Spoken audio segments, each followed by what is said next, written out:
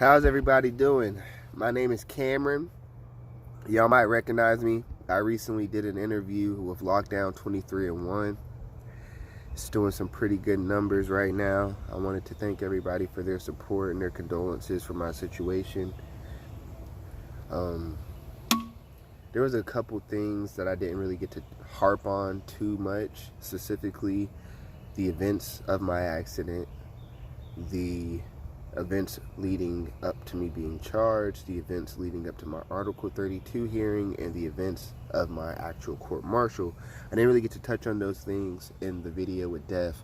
I also didn't get to touch on some of the crazier things that I saw in Leavenworth Penitentiary. The military complex is known as the Midwest Regional Correctional Facility. It's located on 831 Sabaloo Road, Fort Leavenworth, Kansas. It's right around the corner from the United States Disciplinary Barracks, where some more famous inmates were housed. Some of them were on pretrial at my facility during my stay. I'll talk about them in some of my videos on my channel. But the biggest thing that I wanted to do was address some of the comments that I saw under the video I did with Lockdown 23-1. And I wanted to address a few of the particular things that I saw people were asking about. So, the first thing we're going to touch on, and I'm going to try to keep it a little short and concise and straight to the point. First thing I want to touch on is the events leading up to the accident. So, like I said in the interview with Def, we started our day at 4:45, had to be in formation by 4:15, start PT 5:30. About 6 o'clock is when we start our run to get back to the barracks, about 6:30, and then we have to be back in formation at 7 o'clock to go to the motor move. So sometime between 6:30 and 7, you got to shower, get dressed, run a chow, get your food, come back and be ready for formation. Okay? A lot of people skip chow.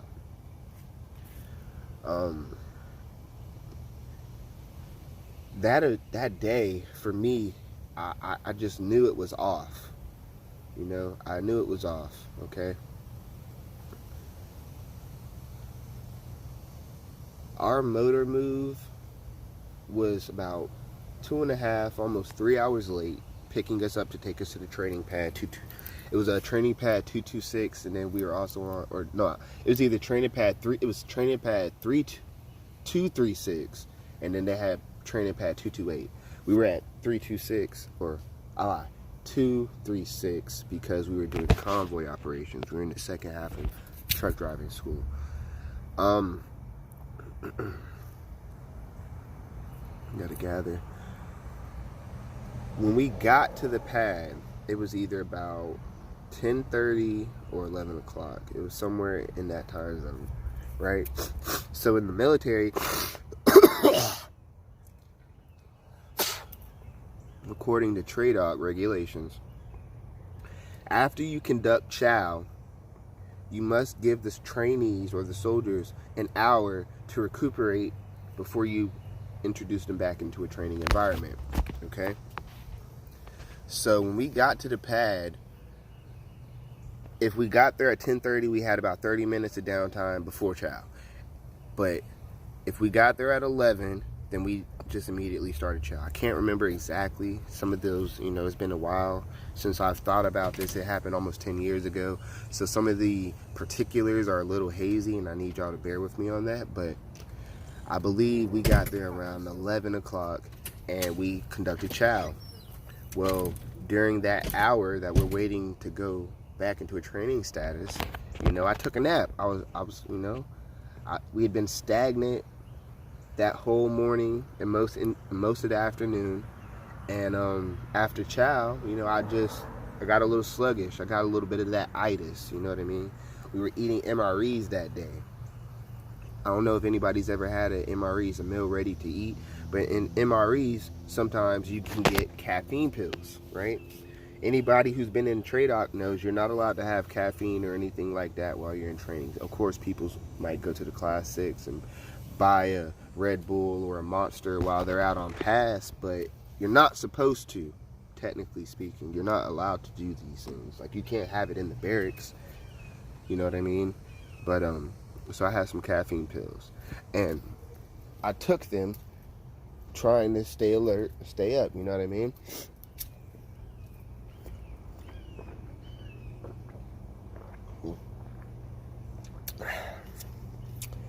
Love a good Pepsi. But yeah, man, so I took those pills trying to stay up, trying to stay alert. It didn't really work for me. Took a nap. I was expecting to only take like a 30-minute power nap. That 30-minute power nap ended up being almost an hour and a half, 2-hour nap, you know, because I went to sleep around like 12:15 or something like that. I woke up, it was about 3:30. And anybody who's been in mic school can tell you, you train from about 8:30 to like 4 o'clock with that break in between for lunch or chow. So when they woke me up, I thought they were waking me up because we were getting ready to get on motor move to go home. They were waking me up to get some hours because we were near the end of graduation. You have to have a certain amount of driving hours in order to graduate from school. It's not like basic training where everybody gets pushed through. That's a common misconception I saw in a lot of the comments on Lockdown 23-1.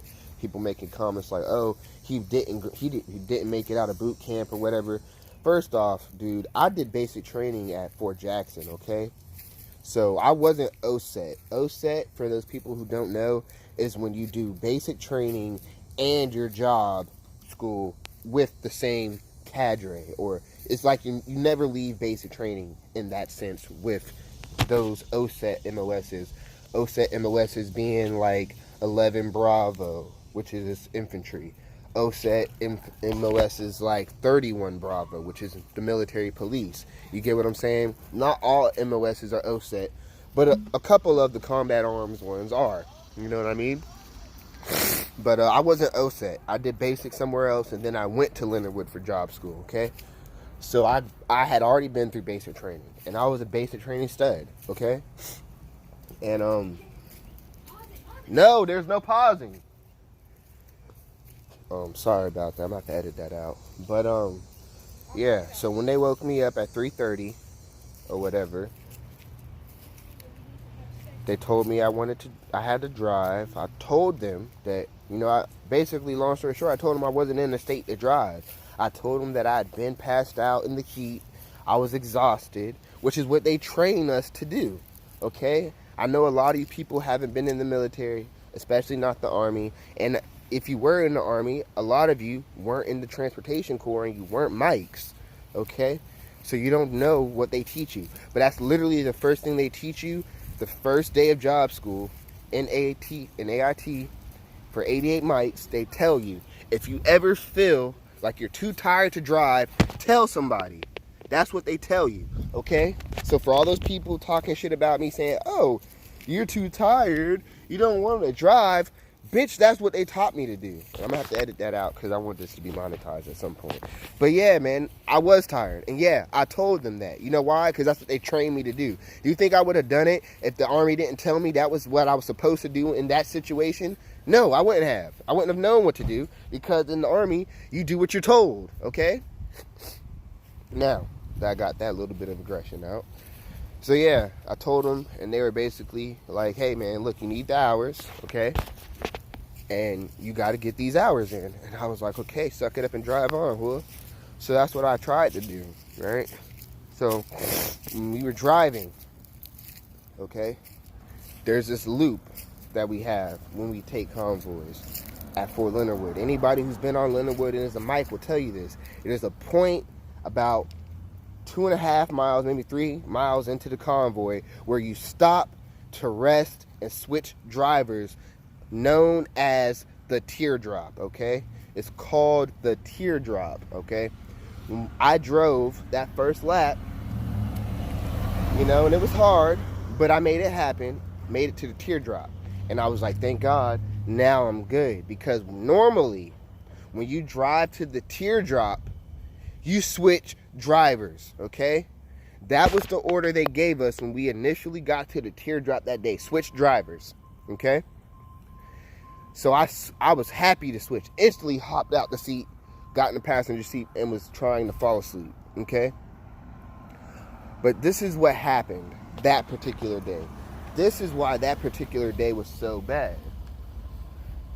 It's because when we got to the teardrop that day, after we switched drivers, for some reason that particular day,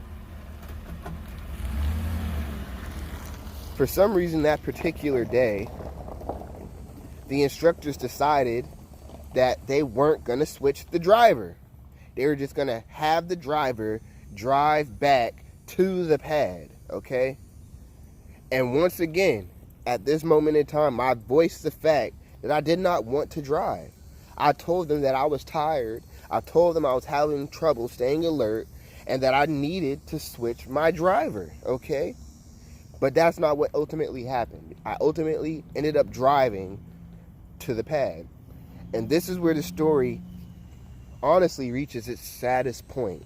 You know, when I did the interview with Lockdown 23-1, he told a story about how he was driving home from work one day.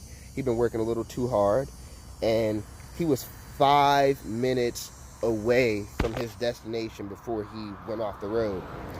And it's something similar happened to me.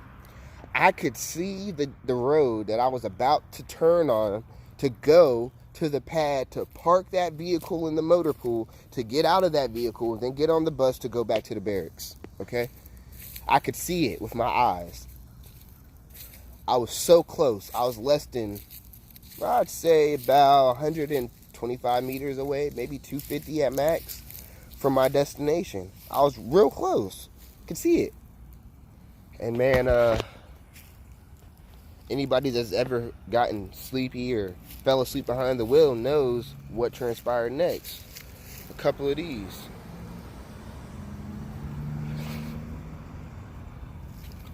Okay? A couple of those happened. And I think I got about 2 of those in before, next thing I know, I'm waking up and I can't move my vehicle. The wheels are locked. And then I look at the door to get out of the vehicle because I'm thinking what's in front of the vehicle. I open it and there's an instructor there who is also trying to open the door, ready to pull me out. Okay? It happened that fast. It was in a blink of an eye. Literally, my whole life changed. Okay? And everything else is pretty much history. That's what happened. One thing I didn't really particularly touch on in the interview with Lockdown 23-1 is the fact that there was another passenger in the vehicle. There was 2 passengers in the vehicle. This is also what made the accident so bad. There was a mother and a son in the vehicle. The mother was, I forget how old she was, but she was married to a full-bird colonel that was in charge of some regiment on that post that I was on. And she had her son in the vehicle, who was 15 years old at the time. And he was autistic. And he was seriously injured. She died. That's what made the accident so bad.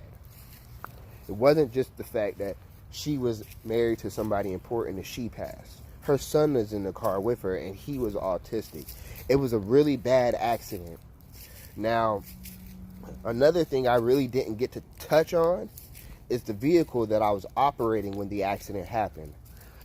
I was operating a M1093 LHS, okay? For people who don't know what that model number is, it's a load hauling system. It's a vehicle that the Army uses. It's about a 30-foot vehicle, sits about 8 feet high in the air, and it has the front axle located behind the cab of the vehicle, okay? It's behind the cab. So that is a vehicle that makes wide sweeping turns. You see what I'm saying? It's a very hard vehicle to operate for somebody who has no experience in it. And one of the reasons I was forced to operate that vehicle today, that particular day, was because of the lack of experience I had or miles in that vehicle. You see what I'm saying? But it was just that's more detail into the actual events leading up to and the events of the accident, right? So now we're about to get into a little bit of that aftermath. So after the accident, literally after the accident, remember how I told y'all the instructor was opening my door, getting ready to pull me out as I was coming out of the vehicle to go check on the person? Well, boom. They pulled me out, took me to the opposite side of the street, okay? And they immediately administered a blood test to me on the spot. And they took a lot of blood. It was the biggest syringe I'd ever seen in my life. It was huge. And I was literally dizzy after they took all the blood. But I was 17 years old. I saw somebody made a comment saying, oh, that guy was sneaking off post. Sneaking off post to go where, jabroni? To go where at 17?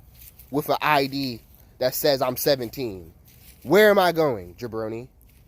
To answer your question, no, I wasn't sneaking off post. I wasn't drunk. I wasn't doing drugs. I wasn't doing any of that stuff. It was literally a terrible accident, man. And so I did my blood test. Immediately after the accident, they took me to make a statement with the military police.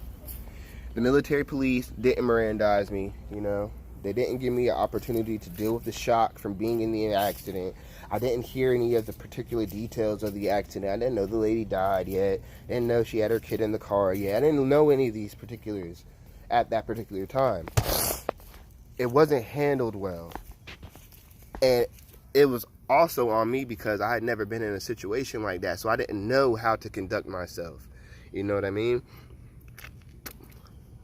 But after the accident, after I did the interview with the MPs, I had to go to the barracks, and they immediately moved me out of my room and moved me into a holdover bay.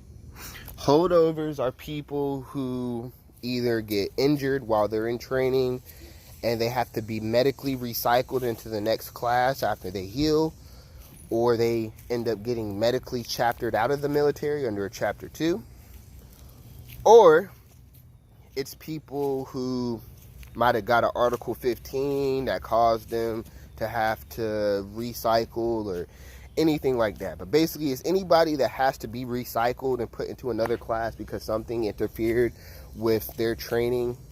That's where they're placed. And I was placed with them, okay? I was placed in the holdover bay. And that, almost that same day, this very same people who I was in the trucks with, who were in my, that's what it's called in a transportation unit, by the way. Your unit or your company, they're called trucks. For example, I was in 48 truck when I was training. The class that came after me was 01 truck. The class that came after them was 04 truck. You see what I'm saying? That's how they identify what the unit is. It's a truck unit. Just like when you're at Fort Sill and they call your unit a battery because you're all field artillery. You know what I mean? So the truck that I was assigned to at that particular time, they all like turned their backs on me. They all, you know, started talking shit about me, slandering me, calling me a murderer, and calling me every name you can think of under the sun. So all you people in the comments trolling me, talking your shit, trying to be dicks and be negative and just make me feel bad for something that I've already been feeling bad for the last 10 years. It's not going to work because I've heard it all and I've seen it all. You know what I mean? People don't even understand how much hate mail I got in the Army when this was going on. I still have messages in my Facebook Messenger account that are filtered from my normal inbox, and it's straight hate mail, dude. People telling me to kill myself. People telling me they hope I die. People telling me they hope I get the death penalty. All type of just negativity, bro. So I've already seen it. I've already dealt with it, and your negativity isn't going to add to it. You see what I'm saying? I just had to put that out there too. So after I'd been in the holdovers for about 2 weeks or so, they did what's known as an accident review board. An accident review board is when they run preventative maintenance checks on the vehicle, or PCMS for short, and they try to see, was it a mechanical issue that caused the accident, or was it a user error? They conducted the accident review board. During this time period, my NCOs, my training cadre, my chain of command, my first sergeant, my XO, my company commander, they were all telling me that everything would be okay. They would do the accident review board, I would be exonerated, and then I'd be back in training before I knew it. Okay? I want y'all to really understand that. This happened in October now. So from October 17th until December 9th, when they charged me formally under the Uniform Code of Military Justice, 3 days before I was supposed to go home for block leave, the block leave that they told me I was going to be allowed to go on to visit my family for 2 weeks because it had been so long since I'd seen them because of the situation that occurred. They told me every day I was going back to training, okay? And every day I had to wake up like I was going back to training. Every day I had to do PT. Every day I was doing details around post, area beautification, trash detail, you know, helping people move barracks, and you name it, I did it, okay? You name it, I did it while I was still there, okay? On top of constantly doing PT, I still had to take PT tests. You see what I'm saying? I wasn't training, I wasn't driving, but everything else I was doing it. And then December 9th comes. 3 days before December 9th, they sent me to the AFES to go ahead and get my itinerary, and I was going home. You know, I told everybody I was going home. I had somebody arrange to pick me up from the airport and everything, you know?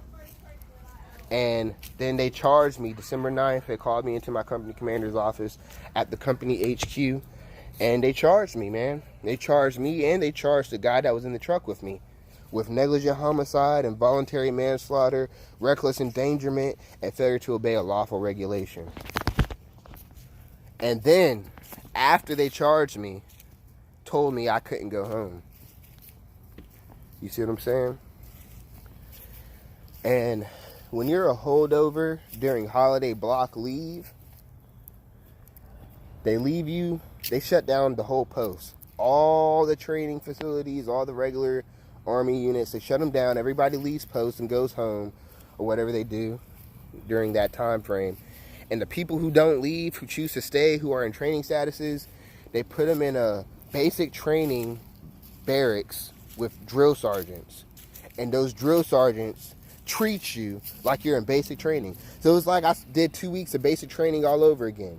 They were disrespectful, yelling at you, always trying to smoke you and stuff. You know what I mean? And it was tough, you know what I mean? And I met some good people that I'm still friends with to this day while I was a holdover. My boy Eric Cody, you know what I mean? My boy Chris Knight from Cincinnati. My girl Anna Simbahan from Hawaii. I met some good people, you know? And it was just an eye-opening experience that I tried to make the best out of, you know what I mean? We came back from block leave. We moved from our old barracks to new barracks. Guess who moved everybody's stuff? This guy. You know what I mean? Whole time I'm thinking I'm going back to training, you know? I'm thinking I'm going back to training. I get a court case for an Article 32 hearing. An Article 32 hearing is like a pre-trial hearing. It's like a hearing where they bring you in and they show the evidence that they're going to use against you, and the judge decides, hey, I think this is enough to take it to trial, or I don't think this is enough to take it to trial, and then it's over. Well, in my case, of course, they wanted to take it to trial, and that was the first time that I really understood that, damn, I might face time for this, which blew my mind, because I had already talked to the MPs about the situation. I talked to CID, which is like the military's FBI, about the situation. And I didn't think that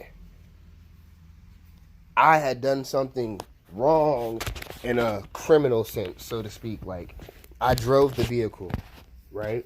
I understand that. And I understand that I was operating the vehicle when the accident occurred. I understand that. But I never thought that me doing that made me criminally negligent. You see what I'm saying? Because in my mind, and the way I was looking at it was, this is something I was ordered to do. Something I told them I didn't want to do multiple times. And it's on the record. You see what I'm saying? So I was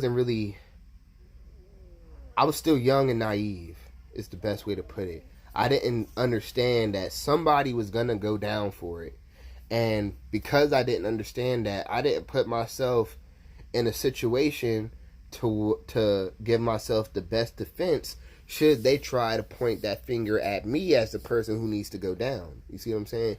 It's not like I chose to fall asleep behind the wheel. It's not like I chose to drive that day. It's not like I wanted to drive that day. I didn't put my name on the paper to drive that day.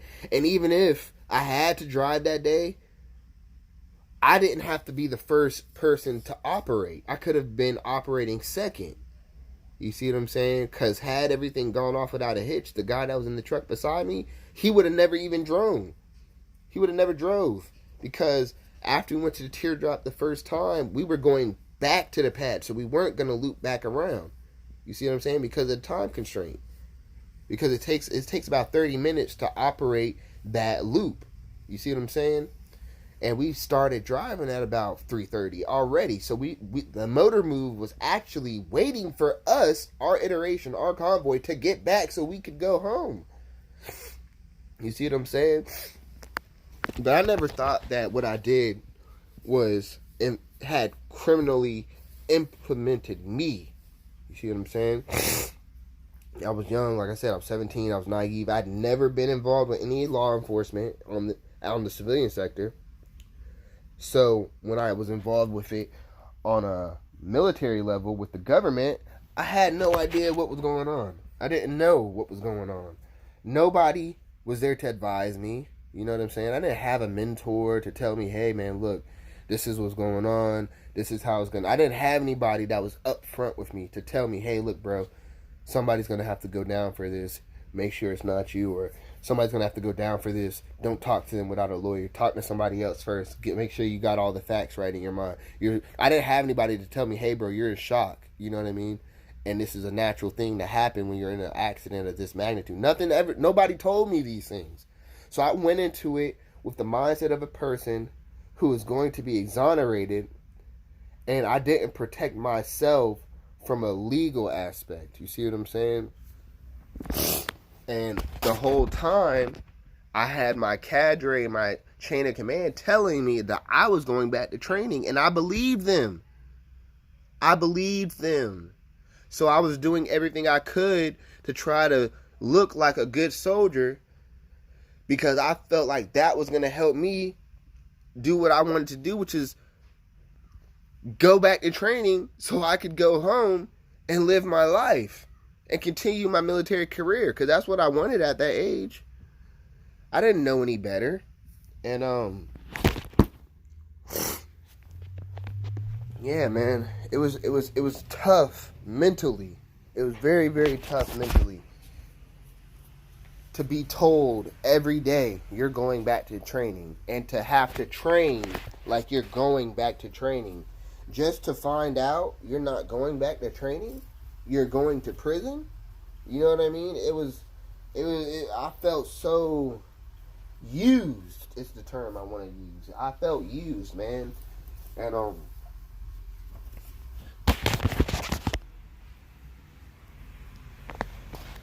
went to the Article 32 hearing. They obviously assumed that there was enough to send me to trial. And they set a trial date, May 16, 2011. Or I lied, 2012. And even after they set the court date, I didn't understand that TDS and the prosecution, or JAG, like when you're dealing with JAG, your trial defense lawyer might be your trial defense lawyer this year, and then next year he'll be a prosecutor. You see what I'm saying? They work together. They're in the same unit. They eat lunch together. You see what I'm saying? They pad each other's resumes. I didn't understand that. I'd never had to deal with a lawyer before. I didn't really understand. I mean, all of the information that I had about these types of things and these types of situations came from TV, not real life experience. So I didn't think maybe I should get my own lawyer that practiced military law as a civilian. I didn't think like that. I just went with my TDS lawyer. That's like the equivalent of going to trial for a murder charge with a public defender. You see what I'm saying? Like, I wasn't given the best opportunity to form my best defense, and I didn't put myself in a situation to present the best defense because I spoke to too many law enforcement agencies without a lawyer present. I was young. I didn't think that they're going to try to fry me. You know what I mean? I didn't handle it like somebody on the street would handle it, which is don't say anything at all until you have a lawyer present. You know what I mean? I didn't know any better. I was a kid. And went to trial, and that's public record if you ever want to look it up. U.S. v. Turner. But yeah, man, went to trial, and that was the first time I met the family of the deceased. And you know, I saw the medical record. I mean, they showed everything in court. I really saw it at my Article 32 hearing, like the pictures from the accident that they were going to enter into evidence, and saw the medical records, medical bills of the damage that was done, and I had never felt so low in my life, you know what I mean? Like, because this was an accident. It wasn't something I did intentionally. Like, I could understand if I woke up that morning and got in that vehicle and was like, you know, I'm going to run somebody over today. I could understand, but it was an accident. I was honestly just trying to do my job to the best of my ability. I was trying to suck it up and drive on, even though I told them that I didn't need to be driving. I wasn't in the state to be driving. I explained to them the situation of why I felt I didn't need to be driving, even though I had gone to the teardrop, and the first opportunity I had to tell somebody again that I don't want to drive, I shouldn't be driving, I took that opportunity, which is what they trained me to do. But you know, it was really hard, man, for somebody so young, not even just me, but for anybody that age to have to carry that kind of burden, bro. It was like, man, you ever had a fear of like public speaking? You know how they say, like, it's like they tell you to imagine everybody in the room naked. Well, imagine that in the reverse. Like, I felt like everybody else was in the room clothed, and I was the one with the spotlight on me, and I was naked. You know what I mean? It was very, it's very hard, man. It's very hard to deal with. And then, you know, I got convicted. You know, they did the character witnesses thing, and my lawyer, you know, I give him, for him being a trial defense lawyer, he really did try. He tried really hard, man. And yeah, but ultimately what ended up happening is my lawyer recommended I get no less than a year after he found me guilty. And the prosecution asked for no more than 3 years, so the judge met in the middle and gave me 28 months, because with that amount of time, I was going to be automatically credited 4 months good time, and with that, I should have only done 2 years flat. My sentence would have only been 2 years flat. At max, it would have been 28 months. I wouldn't have got any more. I wouldn't have done a day over 28 months, you know what I mean? So I took that like a man,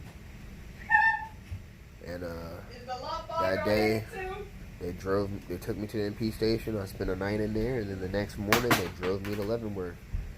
And oh no. Yeah, that's how that went. But we'll talk about Leavenworth a little bit more in my next video. I just really wanted to put out a general understanding of what happened, that the things that I really didn't get to speak on in the interview with Lockdown 23-1. I know I got a little bit long-winded. I wanted to keep this about a 30-minute video. It's a little bit over that, but there's a lot of good stuff that came out, man. And I know I, kind of can get all over the place a little bit sometimes, but I appreciate y'all bearing with me, sticking through it, and appreciate y'all taking the time out your day to listen to my story, man. And like, comment, subscribe, and let me know what y'all think, man. I got a lot more content planned for coming. This is just like my introduction video. After I do part 2 with Lockdown 23-1, I'm gonna probably switch my content to more about what actually happened at Leavenworth, like what I saw. I'll talk about the fight that I got into.